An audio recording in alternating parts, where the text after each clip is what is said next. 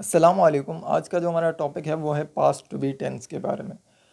Past to be tense basically माजी में state और एग्जिस्टेंस को शो करता है, यानी हालत और वजूद को शो करता है माजी में।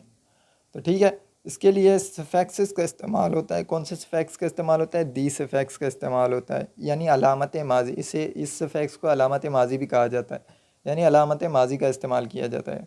मिसाल से समझते हैं इसको। मिसाल लिखी हुई है हमने। Sen önce daha şefkatliydin।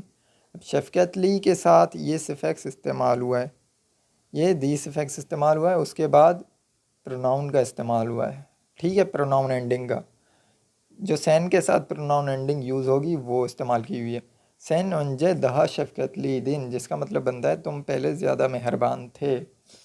तो बेसिकली ये जो सफ़ेक्स हम यूज़ कर रहे हैं, अलामत माजी जिसे हम कह रहे हैं, इसका मतलब, इसका तर्जुमा यही बनता है था और थी, था थी थे। ठीक है, तो चलिए कंजुगेशन करते हैं। तो आपको पता है तुर्की ज़ुबान में हर ज़मीर के लिए एक ज़मीरी पसवंद यानी प्रोनाउन एंडिंग इस्तेमाल होती है। माजी के लिए, पास्ट के लिए, बैन के लिए जो इस्तेमाल होगी प्रोनाउन एंडिंग वो ये होगी, यानी ये होगा बैन दिम। बैन दिम, मैं था। सैन के लिए जो इस्तेमाल होगी वो ये होगी, सैन दिन, यानी तुम थे। ओ के लिए कोई भी प्रोनाउन एंडिंग इस्तेमाल नहीं होती किसी भी टेंस में। बेस के लिए ये इस्तेमाल होगी, बेस दिख, बेस दिख, हम थे। सिज के लिए देनिज, सिज देनिज। अब ऑनलार में जो लार है प्लूरल वाला वो द से पहले आएगा, ये बन जाएगा ऑनलार द।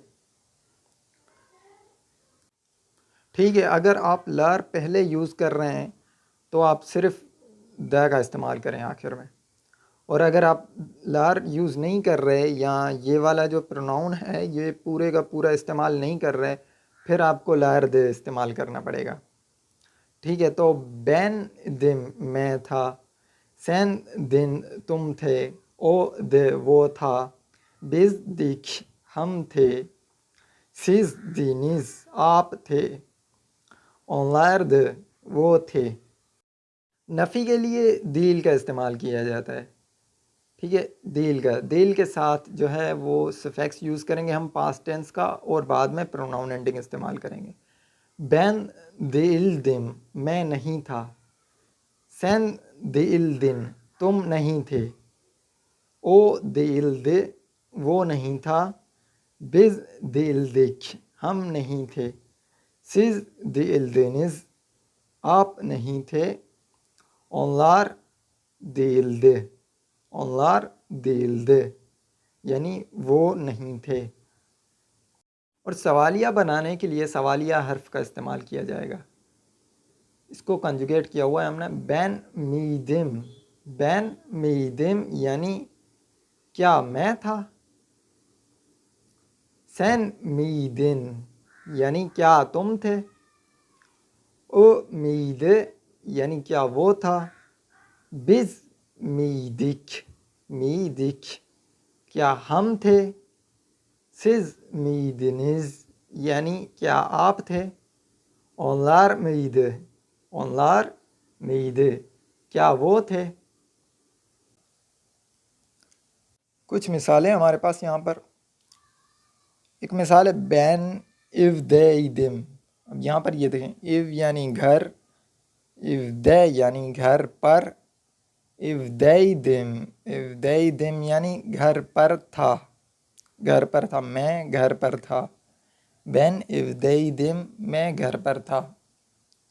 ठीक है, ओ रितमंदे, ओ रितमंदे, मैंने आपको बताया कि ओ के साथ कोई भी प्रोनाउन एंडिंग इस्तेमाल नहीं होगी। ओ रितमंदे यानी वो उस्ताद था, वो उस्ताद था। Ali dün çok üzgündü, Ali dün çok üzgündü, Ali कल बहुत गमगीन था। युज़गुंदु गमगीन था। तो ठीक है, ये थे कुछ मिसालें। आगे चलते हैं। बैन इव दे दिम, मैं घर पर था। अब इसको नेगेटिव बनाने के लिए क्या करेंगे? नेगेटिव बनाने के लिए जिस तरह इस्म जुमले लर में हम प्रेजेंट के लिए दील का इस्तेमाल करते थे, दील का इस्तेमाल करते थे ना हम, तो यहाँ पर भी दील का इस्तेमाल होगा, लेकिन उसके साथ जो है अलामत माजी का भी इस्तेमाल होगा। बैन इफ दे दील दिम, यानी मैं घर पर नहीं था। बैन इफ दे दील दिम, मैं घर पर नहीं था। सवालिया बनाने के लिए सवालिया हर्फ का इस्तेमाल होगा, सवालिया हर्फ का इस्तेमाल होगा। बैन इफ दे मीदिम, बैन इफ दे मीदिम, पहले सवालिया हर्फ का इस्तेमाल करेंगे, उसके साथ अलामत माजी का इस्तेमाल करेंगे, उसके बाद प्रोनाउन का इस्तेमाल करेंगे। बैन इफ दे मीदिम, क्या मैं घर पर था? अब ये कायदा है, ये कायदा नोट कर लीजिएगा कि जब भी कोई लफ्ज़ जिसका आखिरी हर्फ हार्ड कॉन्सोनेंट हो, कोई लफ्ज़ जिसका आखिरी हर्फ हार्ड कॉन्सोनेंट हो, उसके साथ जब द से शुरू होने वाला सफिक्स, यानी ज़रूरी नहीं कि वो पास्ट टेंस का ही सफिक्स हो, अलामत माजी ही हो, नहीं, कोई भी द से शुरू होने वाला सफिक्स जब यूज़ होता है तो उसका द तब्दील हो जाता है त में। ये हम पिछले असबाक में भी पढ़ चुके हैं। जब हमने लोकेटिव केस का सफिक्स पढ़ा था तब हमने ये रूल पढ़ा था। मैं इसको रिपीट कर देता हूँ। वो रूल ये है कि जब भी कोई लफ्ज़ जिसका आखिरी हर्फ हार्ड कॉन्सोनेंट है उसके साथ द से शुरू होने वाला सफिक्स जब हम इस्तेमाल करेंगे तो वो तब्दील हो जाएगा त के साथ। ठीक है, वो तब्दील हो जाएगा त के साथ। जैसे यहाँ पर अलामत माजी का सफिक्स था, दे सफिक्स था, वो तब्दील हो गया है, किस में तब्दील हो गया है? त में। ठीक है, जैसे मिसाल भी हमने नीचे लिखी हुई है, एफ द इलेक्ट्रिक योक, योक वार और योक जो हम पढ़ चुके हैं, जिसका मतलब है जो एग्जिस्टेंस शो करते हैं। कोई चीज़ मौजूद है तो उसके लिए वार इस्तेमाल होता है, कोई चीज़ मौजूद नहीं है तो उसके लिए योक इस्तेमाल होता है।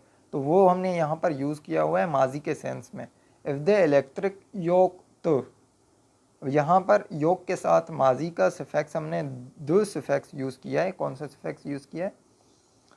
ये वाला सफिक्स हमने यूज़ किया है बेसिकली। ठीक है, ये वाला सफिक्स हमने यूज़ किया है, तो इसकी जगह द इसका तब्दील हो गया है त में, तो क्या यूज़ हुआ है इसकी जगह? ये वाला सफिक्स। ठीक है, इफ़ द इलेक्ट्रिक योग, तो यानी घर पर बिजली नहीं थी। एक मश्क तैयार की है मैंने आप लोगों के लिए, एक्सरसाइज तैयार की है जिसमें आप लोगों ने तर्जुमा करना है। दो आसान से जुमले मैंने रखे हुए हैं, उनका आप लोगों ने तर्जुमा करके कमेंट में मुझे भेजना है और फिर मैं चेक करके आपको बताऊंगा कि आपने सही तर्जुमा किया है या नहीं किया। तो पहला जुमला है मैं स्कूल में था, मैं स्कूल में था। और दूसरा जुमला है अली पार्क में नहीं था, अली पार्क में नहीं था। तो ठीक है।